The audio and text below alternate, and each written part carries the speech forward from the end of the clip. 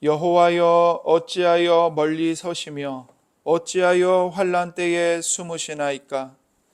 악한 자가 교만하여 가련한 자를 심히 압박하오니 그들이 자기가 베푼 꾀에 빠지게 하소서.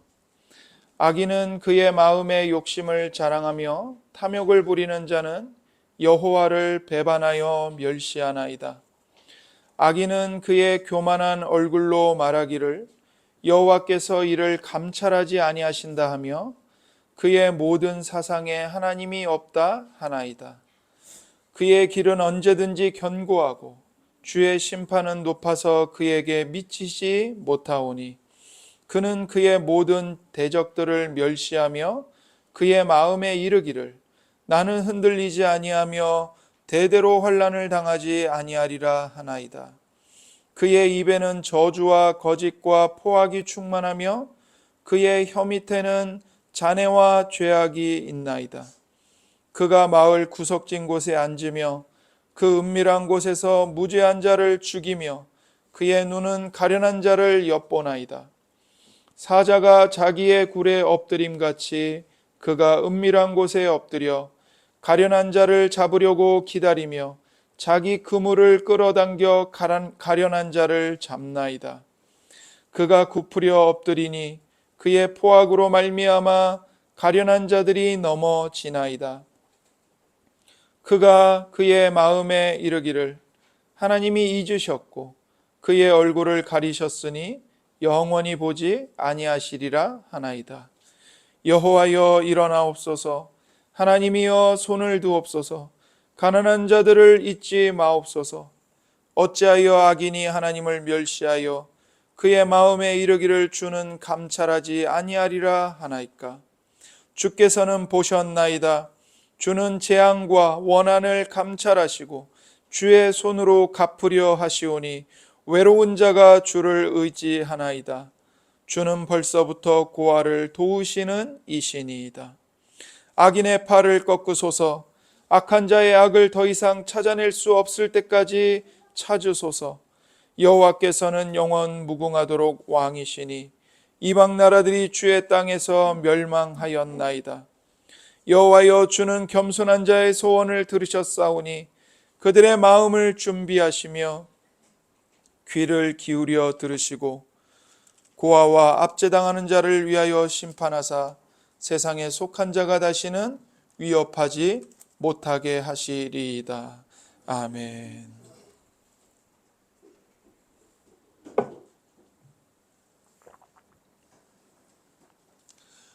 이는 살아계신 하나님의 말씀입니다. 오늘도 우리에게 말씀하시는 하나님께 감사합니다.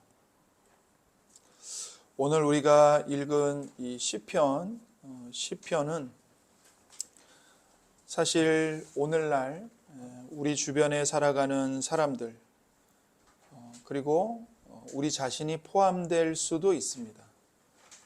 사람들의 가치관과 인생관을 그대로 보여줍니다.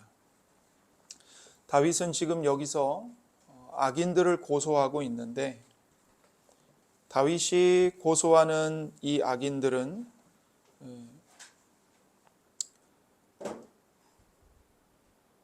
실천적인 무신론자들입니다. 실천적인 무신론자들. 말이 좀 어려울 수 있는데요. 실천적 무신론이란 무엇이냐면 입으로는 하나님을 믿는다고 말합니다. 입으로는 하나님의 이름을 부릅니다. 몸은 교회를 나옵니다. 그런데 실제 삶에서는 하나님이 없는 것처럼 살아가는 태도, 이것을 가리켜서 실천적 무신론이라고 말합니다. 그래서 이 시편에서 다윗이 지금 악인들을 고소하고 있어요, 하나님께. 근데 그 악인들의 죄가 무엇인가? 바로 이 실천적 무신론입니다. 즉 하나님이 계시지 않는 것처럼 사는 겁니다. 하나님이 없는 삶을 사는 겁니다. 그러니까 머리로는 하나님을 알아요. 입으로도 고백을 해요. 그러나 정작 가슴으로는 하나님을 알지 못합니다. 지식으로는 하나님을 알아요. 그러나 마음을 다해, 전 인격을 다해 하나님을 사랑하지 않습니다. 그래서 우리가 교회 밖에 있는 사람들 보면 그들은 말이든 사상이든 철학적이든 삶이든 하나님은 없어 이렇게 주장하면서 살죠. 그런데 이 실천적 무신론자들은 교회 안에 있습니다. 그리고 그들은 하나님이 계신다고 말합니다. 천국과 지옥이 있다고 말합니다. 심지어 자기 자신을 가리켜서 나는 그리스도인이야 라고 생각도 합니다. 그런데 문제가 뭐냐 하면 그들이 가진 그 믿음이, 그 지식이 그들의 삶 속에서 아무런 변화를 만들어내지 못한다는 것입니다. 겉으로 보면 신앙이 있는 것처럼 보이는데 그 신앙이 전혀 생명도 없고 능력도 없습니다. 그래서 야고보 사도가 말했죠. 그런 믿음은 죽은 믿음이다. 죽은 믿음은 구원에 이르게 하는 참된 믿음이 아니다. 그래서 성경은 이런 상태를 이 실천적 무신론자라고 부르는 것입니다. 그래서 본문 4절을 보시면 이 실천적 무신론이 뭔지를 아주 잘 보여줍니다. 시편 4절입니다. 악인은 그의 교만한 얼굴로 말하기를 여호와께서 이를 감찰하지 아니하신다 하며 그의 모든 사상에 하나님이 없다 하나이다. 이 사람들은요, 하나님을 모르는 이방인들이 아니에요. 지금 다윗과 같이 이스라엘 안에서 사는 이스라엘 사람이에요. 그런데 하나님을 믿지 않아요. 하나님은 이것을 감찰하지 아니하신다. 보지 아니하신다. 그의 모든 사상에 하나님은 없다. 그래서 겉으로는 유대인이고 하나님의 백성이고 유대교 안에서 살아가요. 그러나 정작 그들의 마음에는 하나님이 없습니다. 하나님을 거부합니다. 그러면서 안식일이 되면 성소 앞에 나와요. 여러분, 이 시편이 쓰여진 게 지금으로부터 약 3000년 전입니다. 그런데 놀라운 게 뭐냐면 오늘 우리에게 너무나도 정확하게 말씀합니다. 왜냐하면 성령 하나님께서 성경을 다윗에게만 주신 게 아니고 전 세대에, 모든 세대, 모든 상황에서 적용되는 살아있는 하나님의 말씀으로 주셨기 때문입니다. 그래서 지금도 실천적 무신론자들이 우리 주변에 매우 많습니다.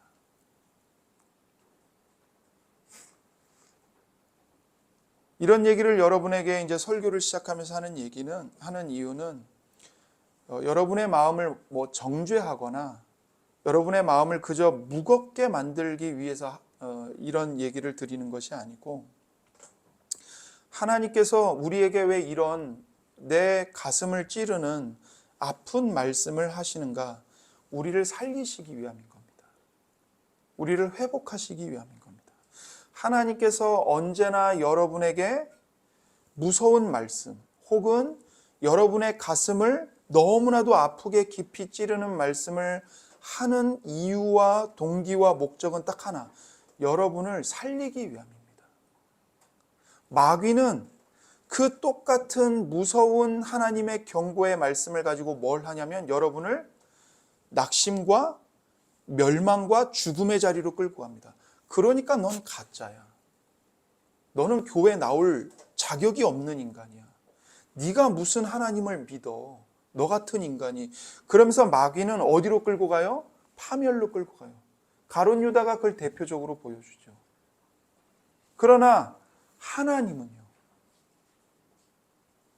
내가 이 아픈 이야기를 하는 이유는 너가 회개하고 나에게 돌아오길 원해서야.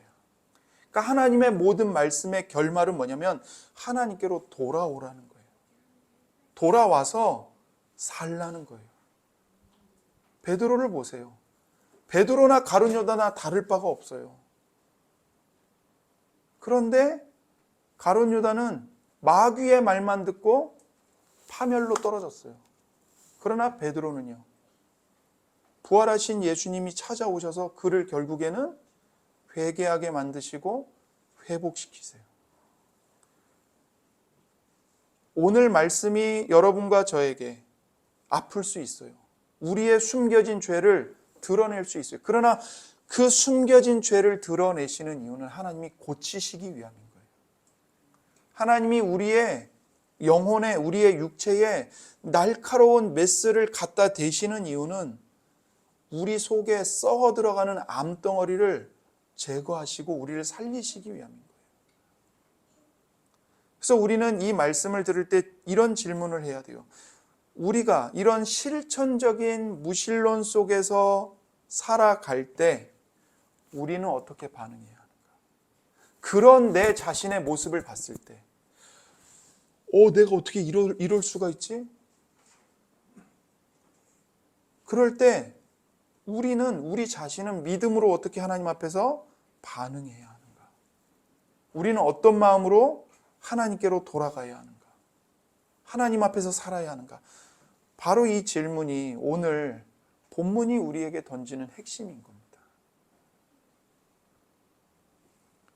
그래서 이 실천적인 무신론은 결코 저 먼 과거 속 옛날 사람들의 이야기만이 아닌 거죠.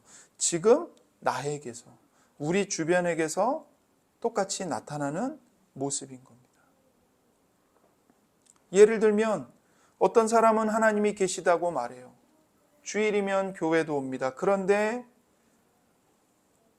평일의 삶에서는, 6일 동안의 삶에서는 하나님을 전혀 생각하지 않고 삽니다. 직장에서, 사업에서 그냥 세상 사람들과 똑같이 경쟁하고 내가 이익을 얻을 수 있으면 속이고 욕심대로 살아갑니다. 눈 가리고 아웅합니다. 입술로는 하나님을 말하지만 실제 삶에는 하나님이 없는 거죠. 또 어떤 경우는 하나님이 살아계시고 모든 걸 다 보고 계신다라고 믿는다고 말합니다. 그런데 정작 중요한 결정을 내릴 때 돈 앞에서, 사람들 앞에서, 내 욕망 앞에서 하나님의 말씀이 전혀 작동하지 않는 겁니다. 말씀의 빛을 거부해버립니다. 눈을 감아버립니다. 하나님이 계시지만 그 하나님은 내 삶과 아무 상관이 없는 것처럼 살아가는 거죠. 이런 모습은 교회 안에서도 나타날 수 있습니다. 예배 자리에 앉아 있어요. 그러나 마음은 온통 세상의 근심으로 가득합니다. 하나님을 찬송해요. 그러나 정작 그 가사가 심령에 와닿지 않습니다. 기도를 해요. 그러나 하나님이 내 기도를 들으신다는 믿음과 확신은 없습니다. 말씀을 들어요. 그러나 그 말씀은 나와 아무 상관이 없는 말씀입니다. 여러분, 이것이 바로 실천적인 무신론입니다. 그래서 이 사람들은 절대로 나는 하나님을 믿지 않아 그렇게 말하지 않아요. 오히려 믿는다고 말합니다. 그러나 그 믿음이 삶에 아무런 변화를 만들어내지 못하는 것입니다. 그렇기 때문에 그 믿음은 죽은 믿음이고 구원에 이르게 하지 못하는 헛된 믿음일 뿐인 것이죠. 이게 무서운 겁니다. 그래서 성경은 분명히 말씀합니다. 그의 모든 사상에 하나님이 없다. 그가 생각하는 것, 그가 보는 것, 그가 선택하는 것, 그가 뭐가 중요하다고 생각해서 선택을 하는 것, 그냥 다 사람을 대하는 것, 나 혼자 있을 때 나의 모습, 그 모든 것에 다 하나님은 없어. 하나님 안 봐. 이것이 실천적인 무신론자의 모습입니다. 그리고 이것이 가장 위험하고 무서운 겁니다. 그래서 실천적 무신론은 도덕적 실패가 아닙니다. 여러분, 이것을 해결하기 위해서요, 도덕과 윤리를 강화시키고 훈련시킨다고 되는 게 아닙니다. 물론 그렇게 하면요, 겉모습은 교정할 수 있을지 몰라요. 그러나 속은요, 하나님이 없다니까요. 바리새인과 다를 바가 없는 거예요. 회칠한 무덤만을 양산하고 있는 거예요. 그러니까 문제는 뭐예요?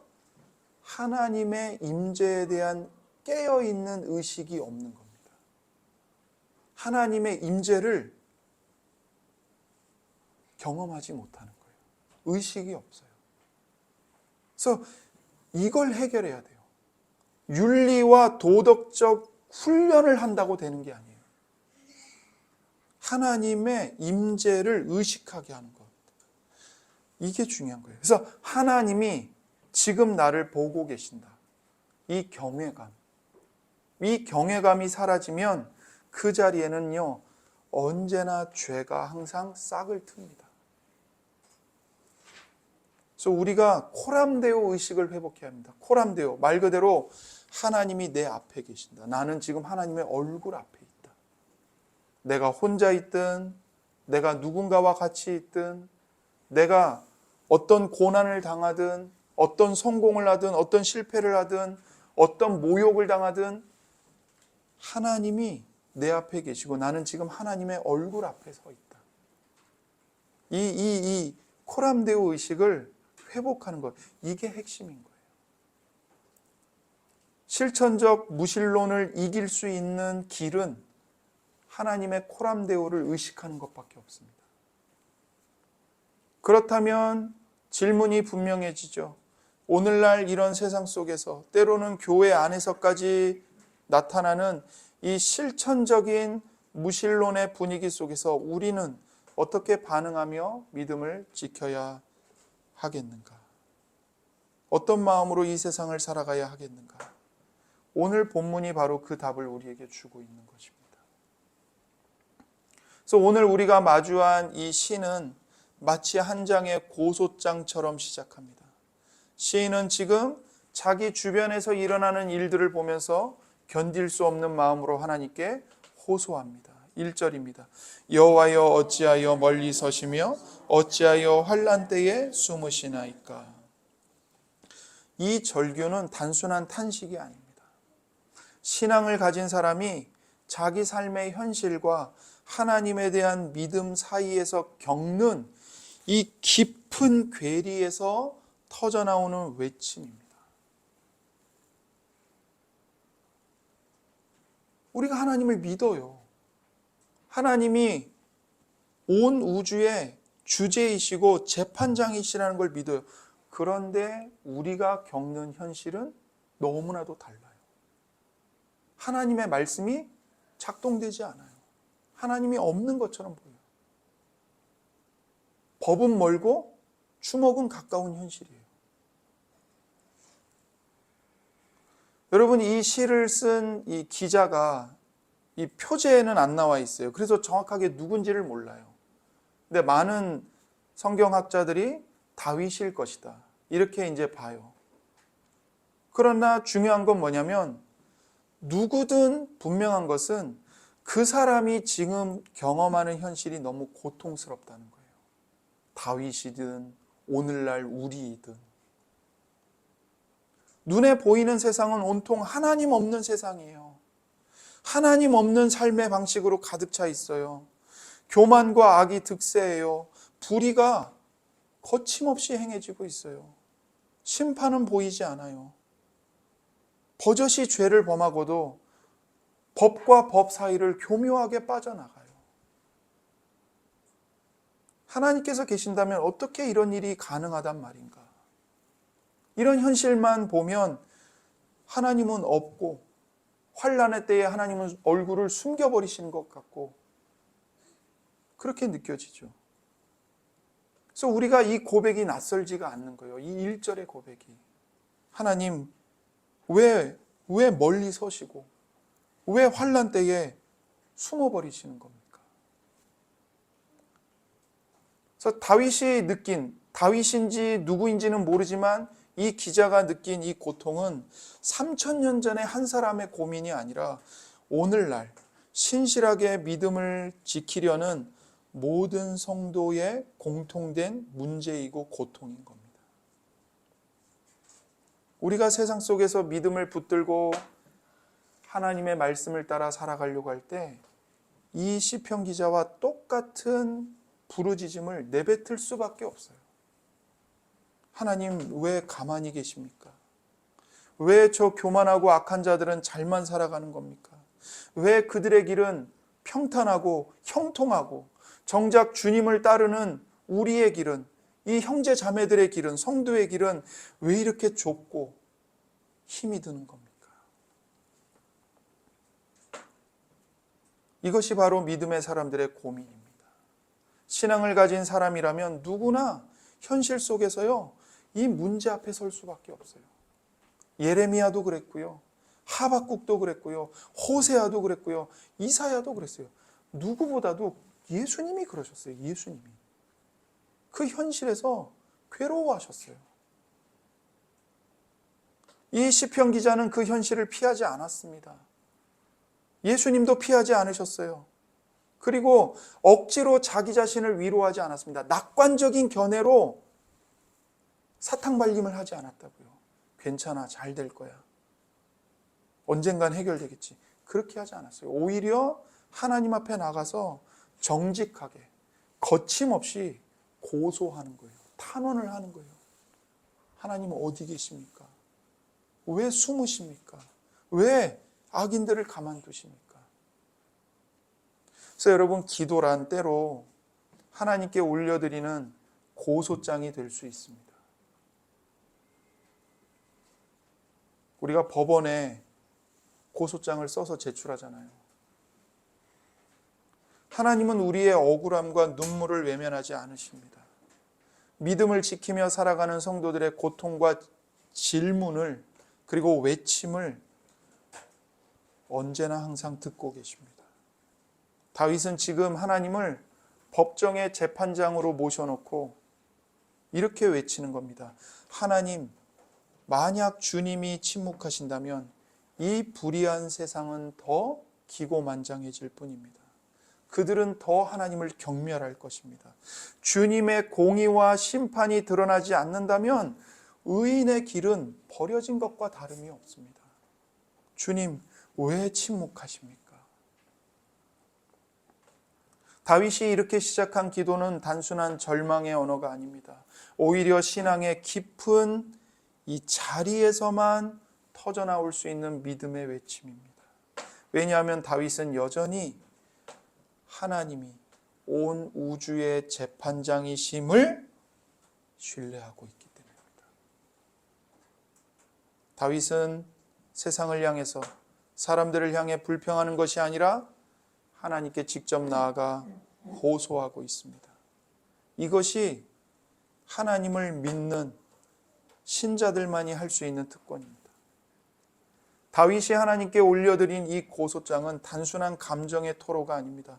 그는 지금 이 실천적 무신론자들의 죄목을 하나하나 적시하면서 그들의 악행을 법정에서 고발하듯이 하나님 앞에 내어놓습니다.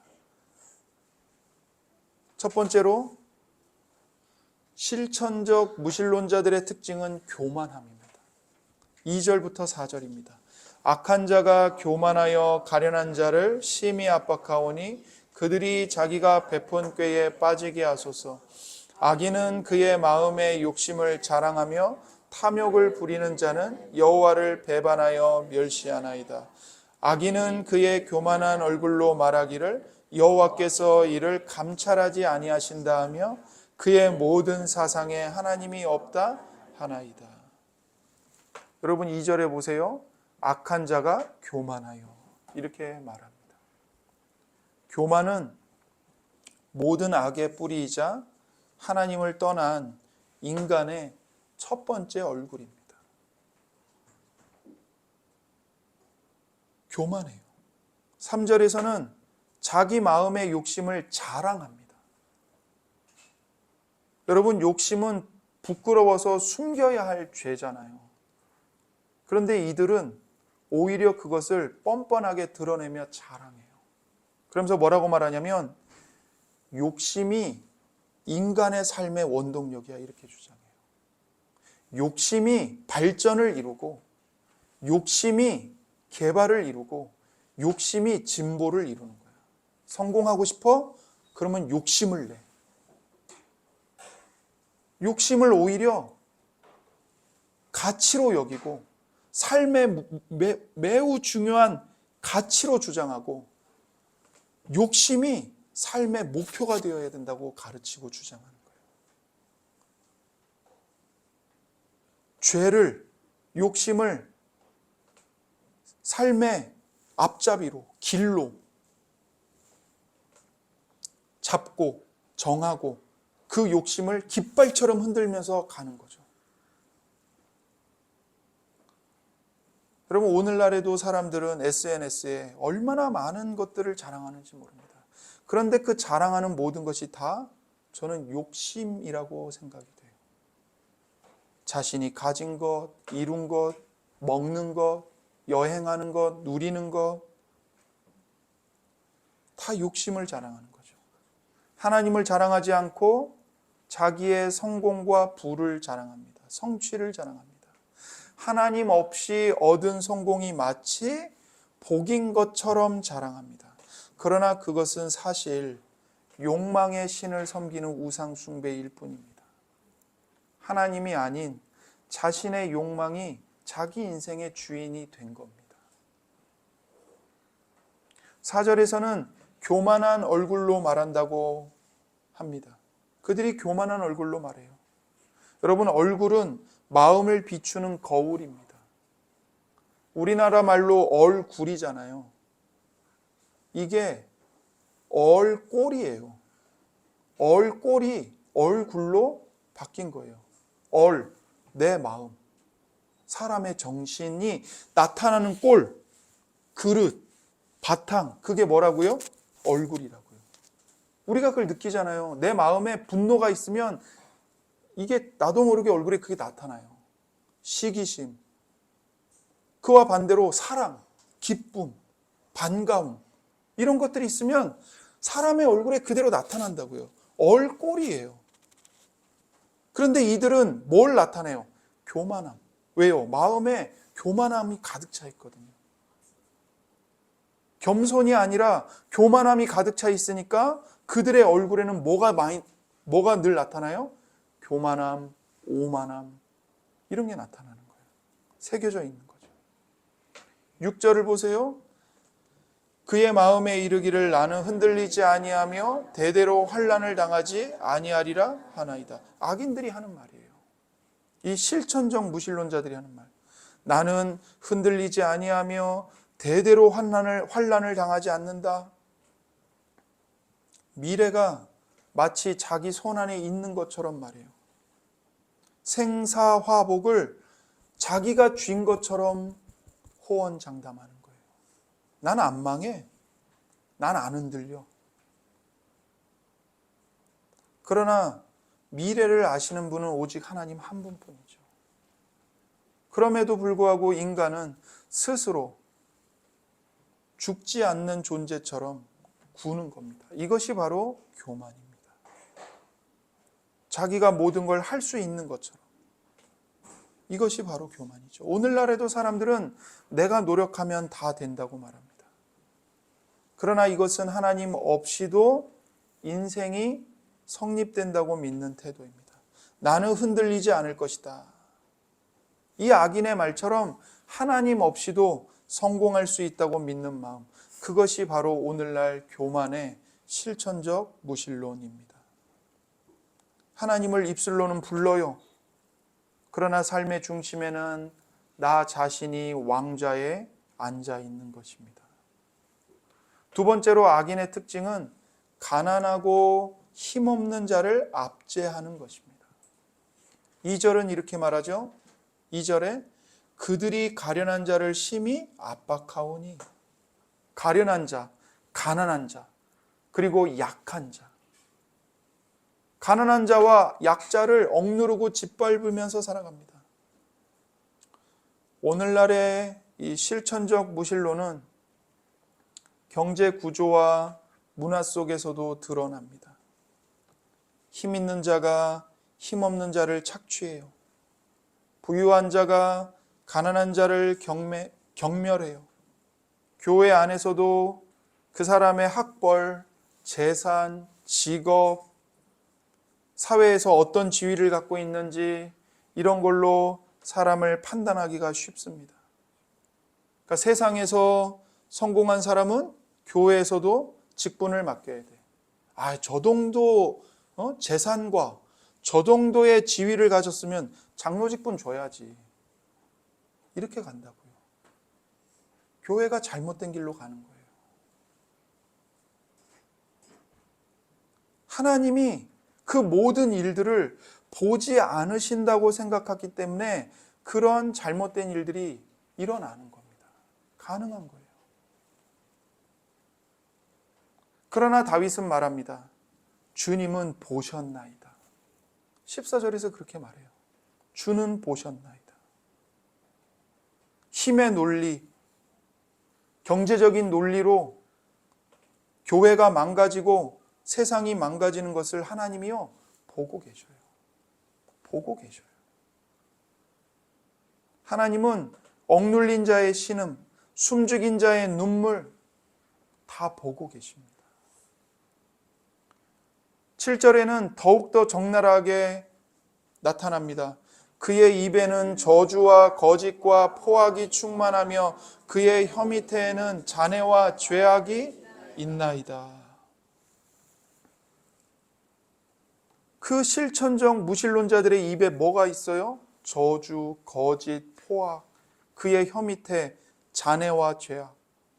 그의 말은 칼날 같고 그의 혀 밑에는요 수많은 사람을 죽일 수 있는 독이 서려 있는 겁니다. 뱀의 혀예요. 뱀의 혀. 다른 사람의 고통 위에 자기의 기쁨을 세우고 타인의 피눈물을 밟고 올라가서 자신의 성공을 자랑하는 자들입니다. 우리가 이 말씀을 보면서 우리도 우리의 입과 혀를 정말 조심해야 됩니다. 야고보 사도가 말했잖아요. 혀는 지옥의 불과 같다. 지옥의 불. 말 한마디가 아무것도 아닌 것 같지만 이게 정말 한 사람의 인생을 다 불태워버릴 수 있습니다. 지옥에서 나는 불이에요. 우리가 최근에도 그 산불 때문에 난리가 났었잖아요, 완전히. 그런 산불이 어떻게 해서 시작되죠? 아주 작은 그 담뱃불 하나. 그냥 담뱃불 하나 꺼진 줄 알고 산에다 하나 그냥 툭 던졌을 뿐인데 그 꺼진 줄 알았던 담뱃불 하나가 불씨가 살아났고 온 산을 그냥 다 불살라 버리는 거예요. 우리의 입과 혀에서 나오는 말이 그와 같다는 거예요. 내 입과 혀에서 나올 때는 담뱃불처럼 아주 작게 보여요. 이게 뭐? 누구나 다 이렇게 말할 수 있지. 누구나 다 하는 말 아니야? 그런데 그 불이, 그 담뱃불 같은 불이 온 산을 다 태워버린다고. 어마어마한 사람들을 고통스럽게 만드는 거예요. 여기서 보세요. 악의 과정은 늘 똑같습니다. 먼저 생각 속에서 잉태가 돼요. 그 다음에 말로 드러납니다. 그리고 마침내 행동으로 열매를 맺어요. 그러니까 이 악인들의 마음엔 뭐가 가득해요? 교만이 가득하죠. 그 가득한 교만이 말로 드러납니다. 그리고 행동으로 열매를 맺는 거예요. 드러나는 거예요. 그래서 8절에서 10절이 이 악인이 어떻게 행동하는지를 그림처럼 보여줍니다. 그가 마을 구석진 곳에 앉으며 그 은밀한 곳에서 무죄한 자를 죽이며 그의 눈은 가련한 자를 엿보나이다.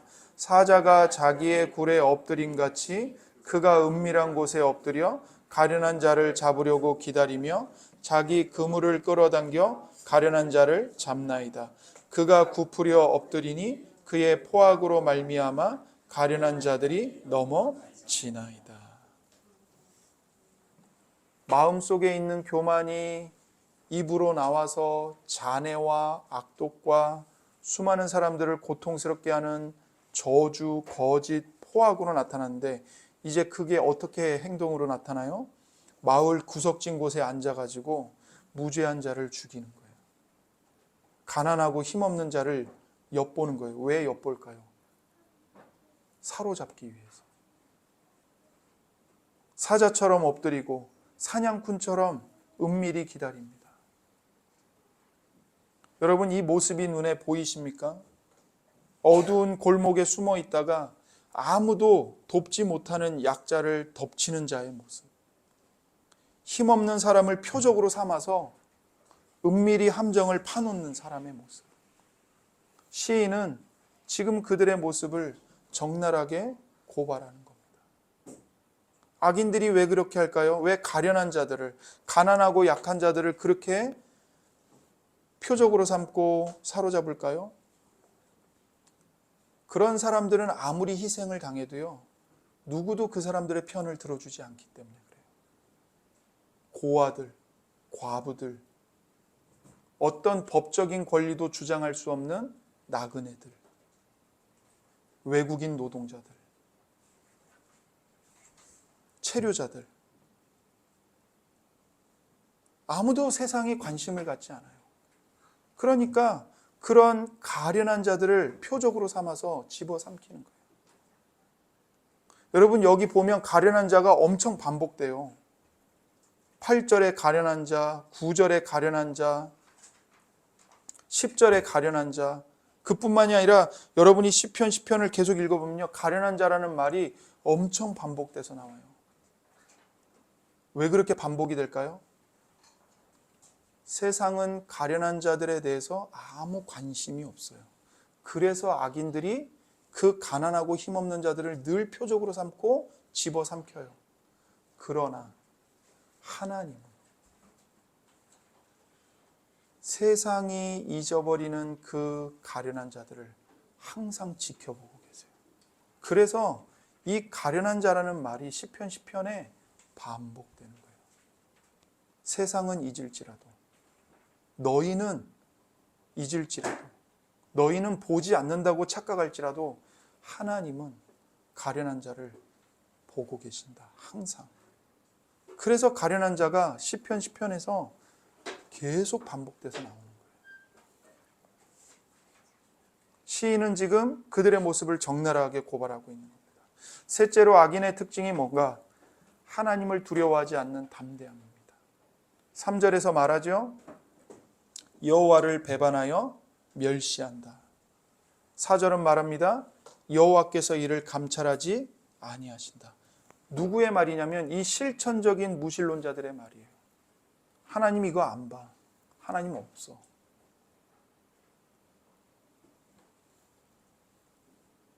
그래서 11절에 그가 그의 마음에 이르기를 하나님이 잊으셨고 그의 얼굴을 가리셨으니 영원히 보지 아니하시리라 하나이다.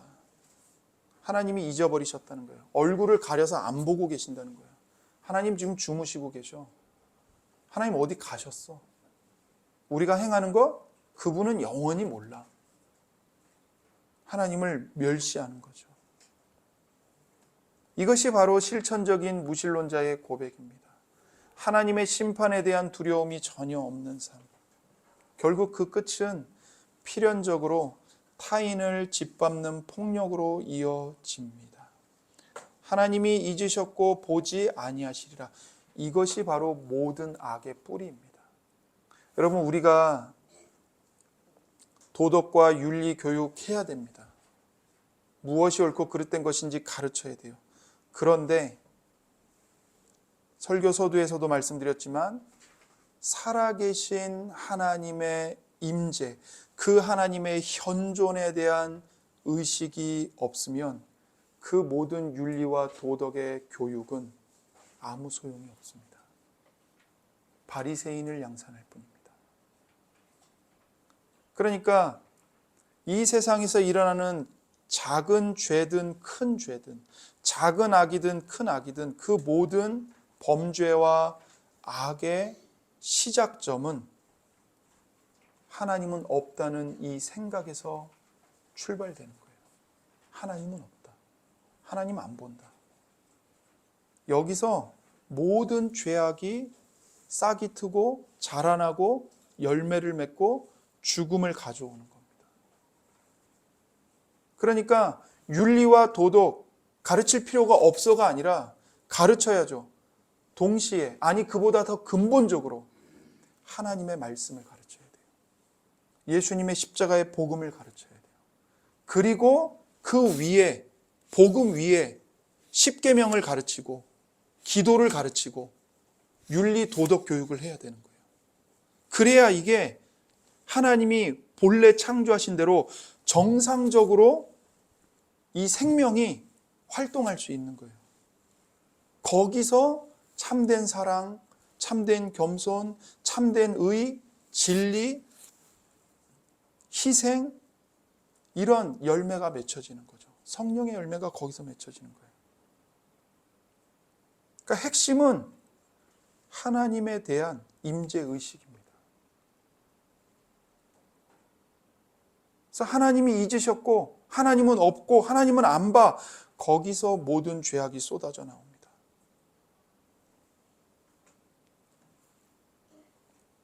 이것은 우리 믿는 자들의 문제이기도 합니다. 우리도 죄를 지을 때 우리가 의식을 하든 못하든 우리 안에 어떤 생각이 있냐면 하나님이 안 보시는 것처럼 죄를 짓습니다. 하나님이 심판을 안 하시는 것처럼 생각하면서 죄를 지을 때가 많습니다. 여러분이 여러분 자신을 잘 살펴보십시오. 내가 죄를 짓고 있을 때 도대체 어떤 생각으로 이 죄를 짓고 있는가? 우리가 의식할 수도 있고 의식하지 못할 수도 있는데 그 근본적인 뿌리는 하나님이 안 보고 계셔. 이런 의식이 우리 안에 도사리고 있어요. 이 죄에 대해서 하나님이 심판하지 않으실 거야. 하나님이 다 이해해 주실 거야. 저도 마찬가지예요. 저도. 그러나 성경은 분명하게 말씀하고 경고합니다. 스스로 속이지 말라. 하나님은 업신여김을 받지 아니하시나니 사람이 무엇으로 심든지 그대로 거두리라. 갈라디아서 6장 7절 말씀인데 이렇게 말하는 거예요. 하나님이 보고 계신다는 거예요. 그대로 거두게 된다. 그래서 심판은 지체될 뿐 결코 취소된 것이 아닙니다. 넷째로 이 실천적 무신론자들의 특징은 형통과 성공입니다. 5절을 보십시오. 그의 길은 언제든지 견고하고 주의 심판은 높아서 그에게 미치지 못하오니 그는 그의 모든 대적들을 멸시하며. 시인이 이렇게 말하는 겁니다. 시인이 이렇게 말하는데 그들의 모습을 보고 말하는 거예요. 그들의 길은 언제든지 견고합니다. 주님의 심판이 너무 높아서요, 악인들에게 미치질 못합니다. 악인들이 언제나 형통한 것처럼 보이는 거예요. 그들이 하는 일마다 성공합니다. 그들의 사업은 망하지 않고요, 자손들에게도 잘 물려주고 죽고 그들의 길은 막힘이 없어요. 이것이 경건한 성도들을 더 힘들게 합니다. 하나님을 믿지 않는 자가 오히려 더 잘 되는 것처럼 보일 때 신자는 더욱 낙심하고 혼란스러워지죠. 이 모든 고발 끝에서 시인은 결국 이렇게 말합니다. 6절입니다. 그의 마음에 이르기를 나는 흔들리지 아니하며 대대로 환난을 당하지 아니하리라 하나이다. 그들의 말이에요. 그들의 말. 나는 흔들리지 않고 대대로 환난을 당하지 않을 것이다. 스스로를 무너지지 않는 성처럼 여깁니다. 그러나 하나님을 두려워하지 않는 견고함은 결국 모래 위에 세운 집일 뿐입니다. 다윗은 지금 악인의 죄목을 조목조목 열거하면서 하나님께 정직하게 고소합니다. 왜냐하면 하나님이 공의의 재판장이심을 믿기 때문입니다. 여기서 우리는 분명한 교훈을 얻습니다. 악인의 형통은 순간적입니다. 하나님 없는 성공은요, 결국 심판 앞에 무너집니다. 이게 진리이고 사실입니다. 그리고 참된 믿음의 사람은 그러한 세상의 부조리를 보면서 하나님께 간청하는 자리로 나아가야 한다는 겁니다. 기도하는 자리로 나아가야 합니다. 다윗은 이제 자신의 고소장을 마치고 법정의 재판장이신 하나님께 탄원을 올립니다. 그들의 죄목을 고발했잖아요. 그게 끝이 아니라 이제 하나님께 이렇게 해 주십시오라고 탄원하는 거예요. 그들의 불의 앞에서 울부짖는 이 가련한 자들, 압제당하는 자들의 억울한 눈물을 하나님께서 기억해 달라고 기도하는 겁니다. 12절입니다. 여호와여 일어나옵소서, 하나님이여 손을 두옵소서, 가난한 자들을 잊지 마옵소서. 이것은 간절한 탄원입니다. 하나님이 멀리 계신 것 같을 때, 하나님이 얼굴을 숨기신 것처럼 보일 때 다윗은 낙심하고 체념하지 않았습니다. 하나님 믿어봤자 소용없네. 기도해봐야 아무 소용없네.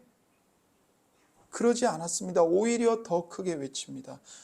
여호와여 일어나옵소서. 일어나옵소서. 하나님 침묵하시지 말고 손을 드시고 가난한 자들을 잊지 마십시오. 그러나 동시에 다윗은 자기가 믿는 신앙의 내용을 고백합니다. 13절과 14절입니다. 어찌하여 악인이 하나님을 멸시하여 그의 마음에 이르기를 주는 감찰하지 아니하리라 하나이까. 주께서는 보셨나이다. 주는 재앙과 원한을 감찰하시고 주의 손으로 갚으려 하시오니 외로운 자가 주를 의지하나이다.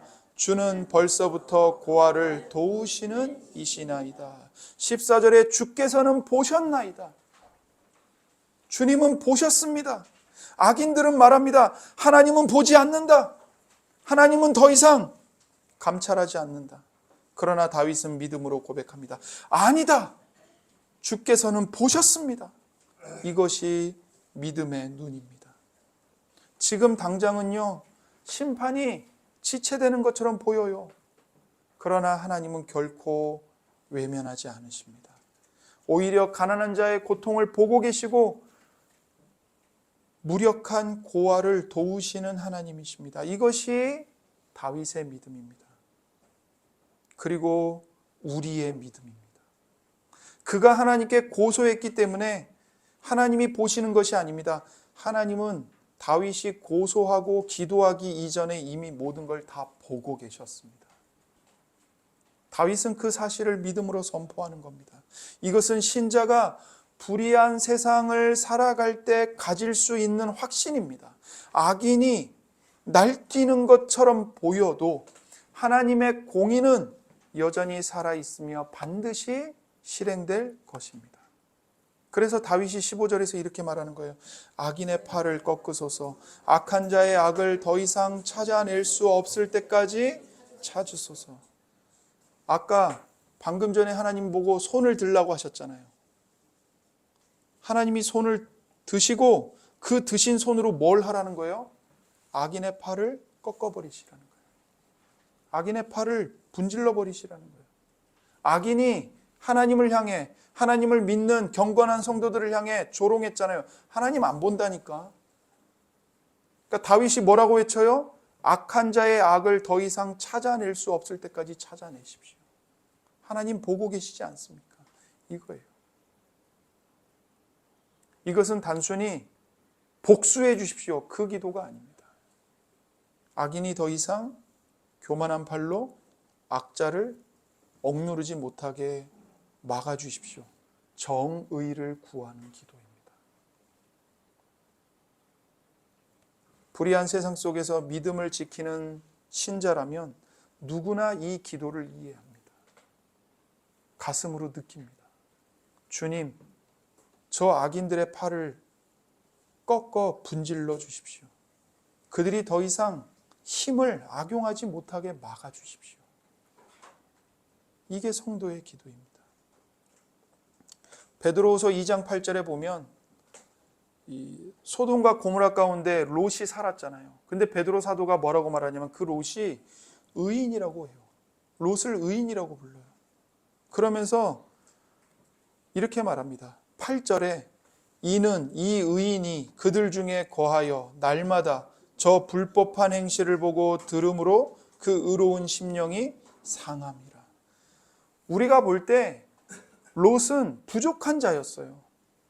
그런데 그 소돔과 고모라에서 일어나는 불법한 행실, 음란한 행실, 이것들을 보면서 고통을 당했다고요. 그 롯의 의로운 심령이 상했다고 말합니다. 맞습니다. 신자는 세상의 불의와 죄악을 보면서 마음이 상합니다. 초연할 수 없습니다. 세상이 어떤 악을 저지르든 괜찮아, 난 어차피 천국 갈 거야. 그렇지 않습니다. 오히려 마음이 상합니다. 하나님이 멸시를 받고 하나님의 통치가 거부당하고 가난한 자들이 짓밟히고 마음이 상해요. 그러나 그 상한 마음은 낙심과 좌절로 떨어지는 게 아니라 무엇이 됩니까? 하나님께 부르짖는, 거침없이 부르짖는 기도가 됩니다. 그리고 다윗의 이 기도는 결국 찬양으로 바뀝니다. 16절입니다. 여호와께서는 영원 무궁하도록 왕이시니 이방 나라들이 주의 땅에서 멸망하였나이다. 하나님은 영원 무궁하도록 왕이십니다. 이방 나라들이 주님의 땅에서 멸망할 것입니다. 다윗은 아직 현실이 바뀐 것을 본 것이 아닙니다. 그러나 믿음으로 하나님을 찬양합니다. 하나님은 지금도 왕이시고 악인들의 세력은 결국 무너질 것이라고 선포하는 것입니다. 이것이 모든 성도의 희망입니다. 소망입니다. 17절과 18절입니다. 여호와여 주는 겸손한 자의 소원을 들으셨사오니 그들의 마음을 준비하시며 귀를 기울여 들으시고 고아와 압제당하는 자를 위하여 심판하사 세상에 속한 자가 다시는 위협하지 못하게 하시리이다.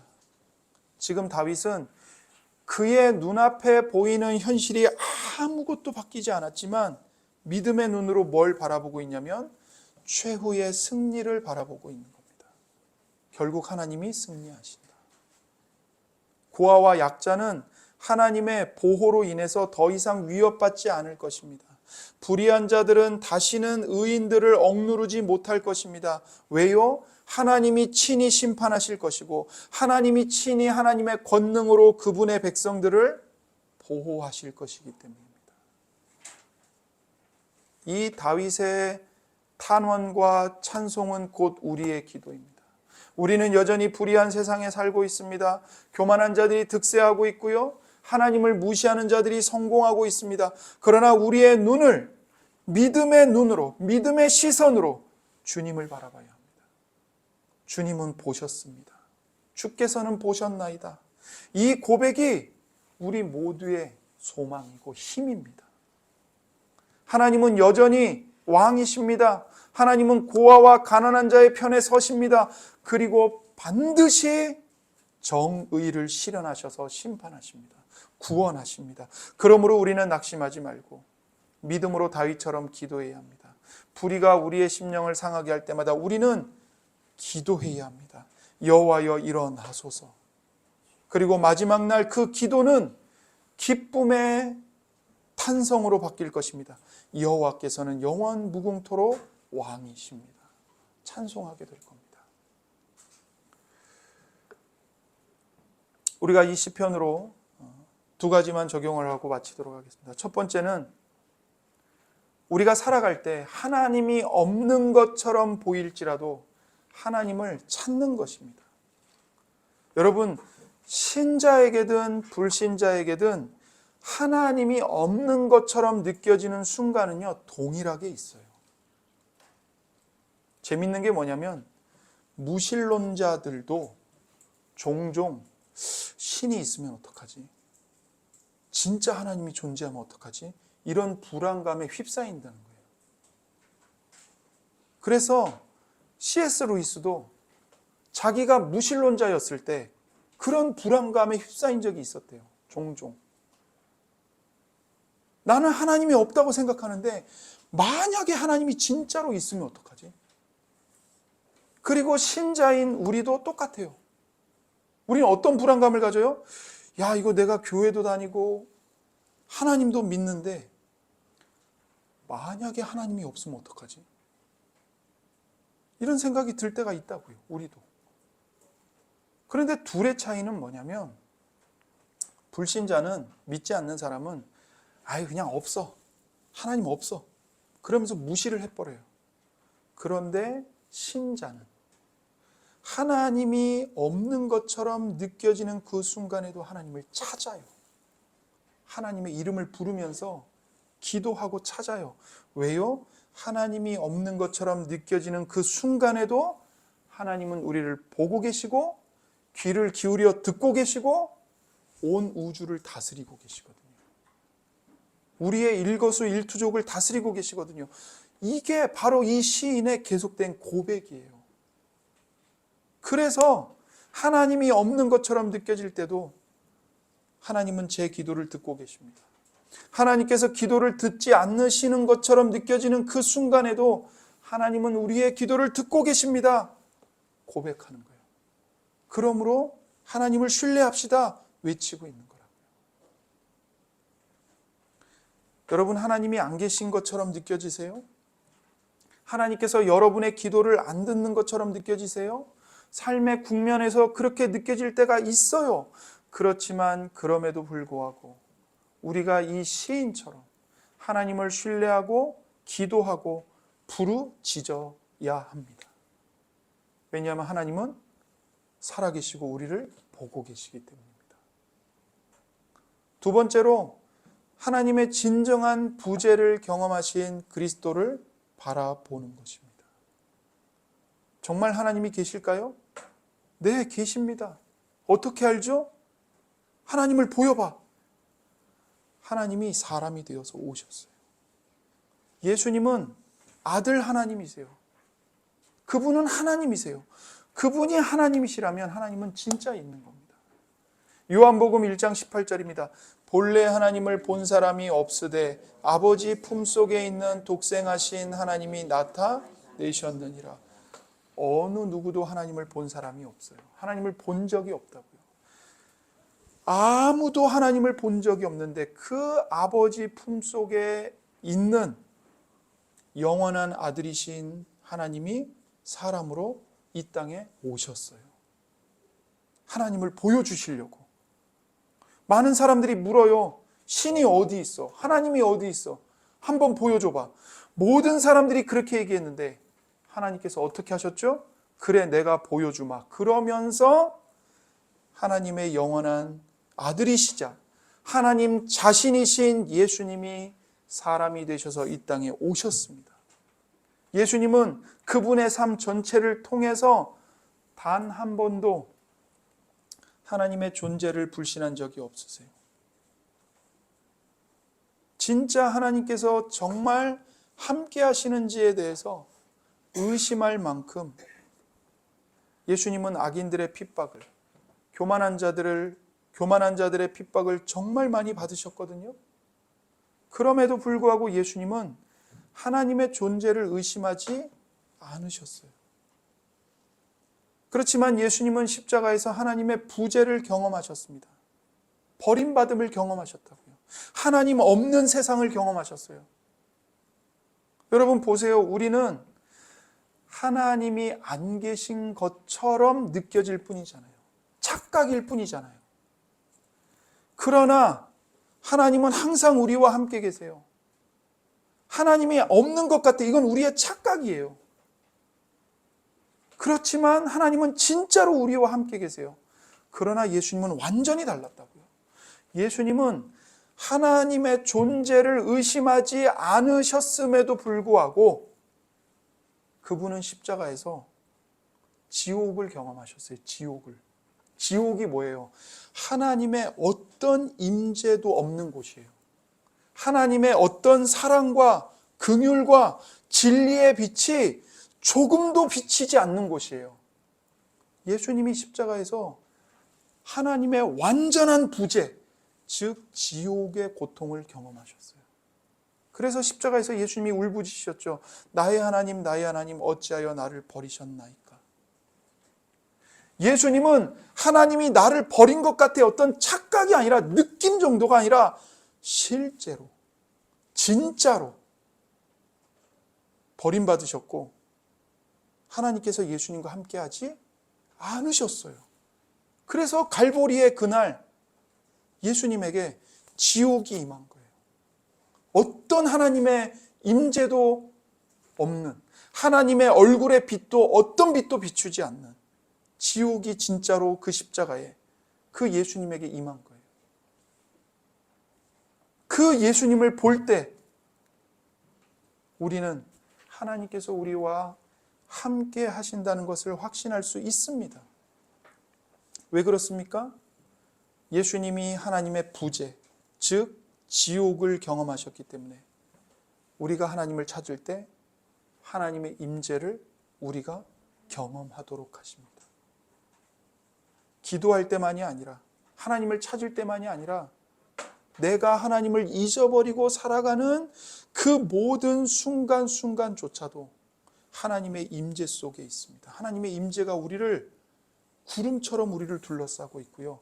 어미닭이 자기 새끼를 날개로 품고 있는 것처럼 하나님의 임재가 우리를 품고 계십니다. 왜요? 예수님이 나를 대신하여, 우리를 대신하여, 여러분을 위하여 십자가에서 실제로 버림받으셨기 때문입니다. 그래서 여러분이 하나님을 의식하지 못하는 그 순간조차도 여러분은 하나님의 임재 속에 둘러싸여 있는 겁니다. 그래서 여러분이 하나님의 부재를 경험할 때 하나님 어디 계세요? 하나님 왜 얼굴을 숨기셨어요? 할 때, 그렇게 여러분이 하나님을 찾을 때 예수님 때문에 하나님은 여러분에게 하나님의 임재를 체험하게 하실 것입니다. 하나님의 임재로 여러분을 이미 품고 계십니다. 여러분의 그 눈물과 탄식과 부르짖음과 그 애통함의 기도를 이미 하나님은 다 듣고 계십니다. 그러니 하나님께 나아가십시오. 예수 그리스도를 바라보시고 하나님 앞에 나아가 기도하십시오. 나를 사랑하사 나를 위하여 십자가에 못 박히신 예수 그리스도 앞에 우리 모두 이 시간 나아가 기도하겠습니다.